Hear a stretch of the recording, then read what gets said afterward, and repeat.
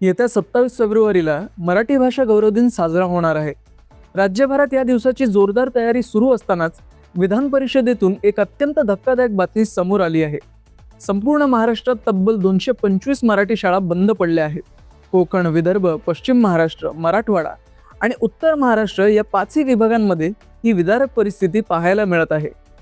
विधान परिषदेत आमदार अमोल मिटकरी, विक्रम काळे, सत्यजित तांबे, सतीश चव्हाण, शिवाजीराव गर्जे आणि इद्रिसी नायकवाडी यांनी याविषयी तारांकित प्रश्न विचारला होता. या प्रश्नाला उत्तर देताना राज्याचे शालेय शिक्षण मंत्री दादा भुसे यांनी लेखी उत्तरात ही माहिती अधिकृतपणे मान्य केली आहे. या शाळा बंद पडण्यामागचं मुख्य कारण म्हणजे मराठी शाळांमधली विद्यार्थ्यांची कमी झालेली पटसंख्या आणि पालकांचा इंग्रजी माध्यमांच्या शाळांकडे वाढलेला कल, असं शिक्षण मंत्र्यांनी स्पष्ट केलंय. विद्यार्थी टिकवण्यासाठी सरकार मोफत गणवेश आणि पुस्तके देण्यासारख्या उपाययोजना करत असल्याचंही त्यांनी या उत्तरात सांगितलं आहे. राज्यातली ही आकडेवारी पाहता आपल्या कुलाब्यात आणि दक्षिण मुंबईत ही चित्र फारसं वेगळं नाहीये.